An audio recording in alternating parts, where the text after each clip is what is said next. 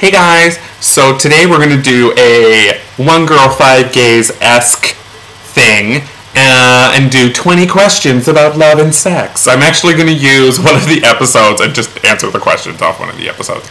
Okay, so the first question is, are white lies acceptable in a relationship? I think they're necessary. I think that you can't be with someone and not sugarcoat things every once in a while. Define masculinity. That is a good one. There's kind of the hegemonic masculinity that everyone kind of associates with being a man and, being tough and, don't do girly things and be a man and blah, blah, blah. And it's kind of come,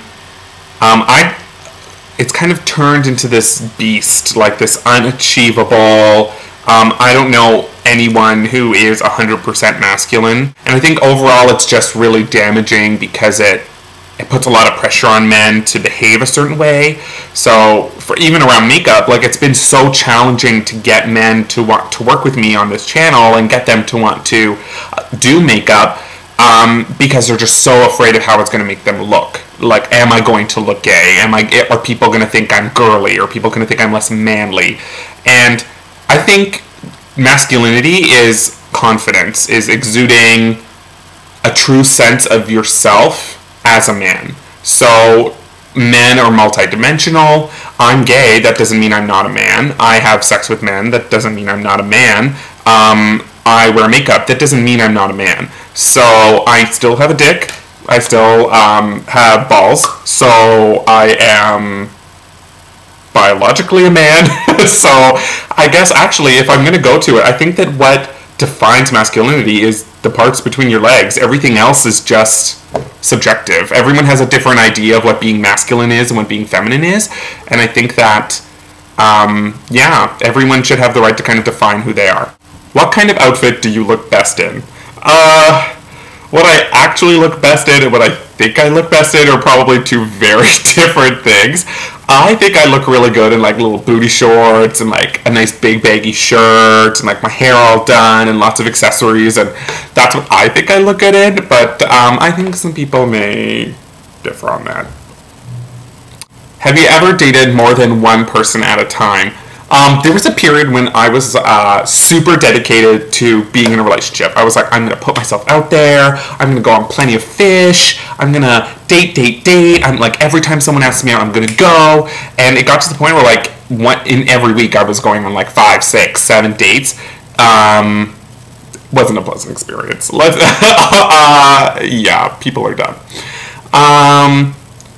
What personality trait do you value the most in yourself? I would say I'm really genuine.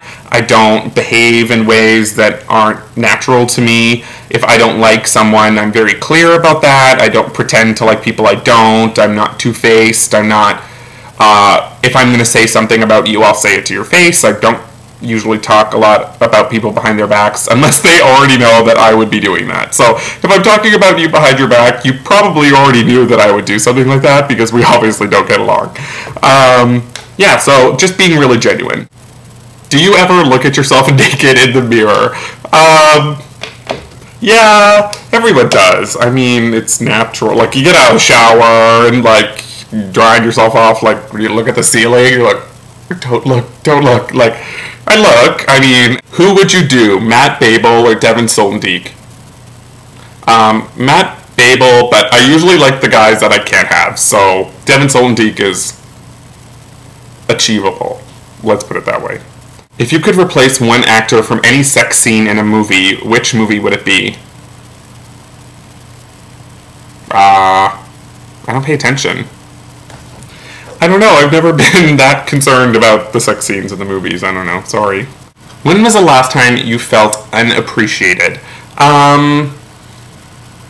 So sometimes I feel underappreciated when I do something like I'll clean the kitchen for you, or I will call you to see how things are doing and just want to catch up, or you know what I mean, like do little things and just be attentive to you and show that I care. And sometimes I feel like I'm not buying you a present, so it doesn't mean anything. So I don't know. Yeah. Has someone told you that you loved them and you did love them back? Yes. Yep. Has anyone ever said too much on the first date? Me. All the time. I'm one of those people that's like, I'd rather just get it all out of the table. You know what I mean? I don't want to trick you into liking a certain version of me, or like Googling you and being like, or Facebooking or Tumblring and being like, oh, he loves cats, now I love cats, and we're going to be together forever because we both love cats. And like, I just don't. I'd rather just be like, no, I don't like cats. And then if cats are something that's really important to you, then we know now that we don't work. Instead of waiting 3 months until you realize I actually do hate cats and we break up then. It just seems better, to be honest. Is it possible to have a purely physical relationship? Yes. You can really not like someone at all and have amazing sexual chemistry. You could even find someone not really attractive and have really great sexual chemistry. Have you ever felt guilty after a sexual experience? Yes. When I was younger, I would say yes to doing things that I didn't really want to do, only because I wanted the other person to like me, or I didn't want to come off as like a prude or someone who's not fun. But also I almost felt like if I made out with someone and we were getting really hot and heavy, I almost had to, like I owed it to them to be intimate with them or do more with them. So I learned it's like, well, no. If that's the way he interpreted it, if he thinks that for some reason I owe him more, then too bad. I'm in control of my own body. I decide what I want to give and what I don't. And if they don't like that, then see you later, off to the next one. Who would you rather, Julia Roberts or Sandra Bullock? Julia Roberts, like every time. Like, I love her to death. I can't even. Love her. So funny. Do you remember the first time you had an orgasm? When I was younger, well, it was me alone, like I was like masturbating, and it was like, I masturbated in the weirdest way I think a guy could ever masturbate. I would like grab my penis, and I wouldn't like stroke it, I would like take my hand and I would like rub the top of my penis really like aggressively. I just thought that that's how you made it feel good. I didn't know that like stroking my, I was young obviously, I don't remember how old I was, but I was pretty young, and I was like looking through the Sears catalog, like the underwear, and I'm like, ooh baby, ooh. How would you feel if you found out your parents weren't monogamous? I already did find that out, so great couple, lots of love going on back in the Allard household.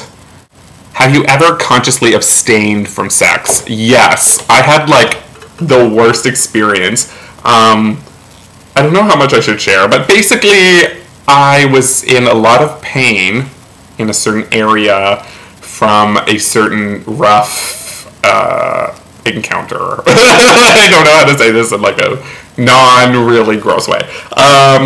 So I was in a lot of pain, and I was just like, this isn't worth it, like, blah, blah, blah, and I was just really upset, and I don't know, I was like, I'm not having sex, blah, blah, blah, and I just gave up, and for the longest, I think years, like, I would do other things with men, but I just wouldn't have sex with them, but that kind of developed into something that is now, like, a life mantra. When it's, like, I consider myself versatile, which means that you pitch the ball and you receive the ball, depending on who you're with. So when I'm receiving the ball, it's a very, you really have to trust the person, because a lot of people just kind of go like, and they just, like, you know what I mean? Like, an anus is not a vagina. You cannot attack it in the same way. You cannot just pound at it. It doesn't produce its own lubricant. It's not made to have like big cylindrical items crammed into it. So you really have to be, you have to prep the area, you have to take care of the area, you have to tease and get it ready, and you know what I mean? And then slowly go into it, and then move into like full intercourse. So that's why now when I'm in that position, I don't do it unless I'm with someone that I know well and I trust and I've built a relationship with. So basically, like, I still have sex, but it's, when I'm in that position, it's pretty rare. Would you ever sleep with someone who is HIV positive? good one. It's a goodie. It's a good one. It's a thinky. It's a thinky. I want to say yes, because I don't want to believe that, in the same way that, like, you know, like the whole mask femme thing, like, oh, I don't date femmes, mask for mask, blah, blah, blah. It's just super disappointing to say to a whole group of people, like, I'm not going to date any of you, because I just don't like you for whatever reason. I don't find you attractive, or blah, blah. It's really closed-minded, and you really lose opportunities to meet really amazing people. So I don't want to say that I would never sleep with someone who is HIV positive, because that could be the best sex of my life. You know what I mean? This could be the most amazing person ever.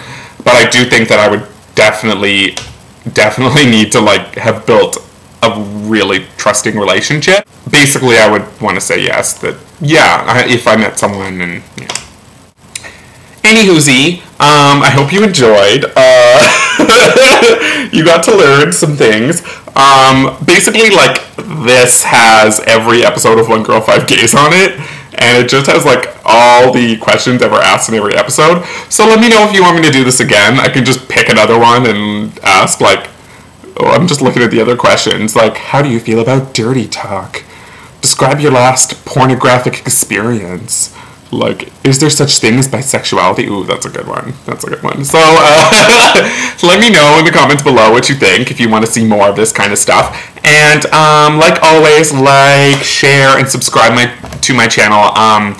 Really, this channel is only successful if people like what I'm doing and share what I'm doing and create a bigger audience. It's all about word of mouth. I don't have the money to pay for ads and all that. That's bullshit. That's not happening. So I really need you guys' support. So please do share, share, share.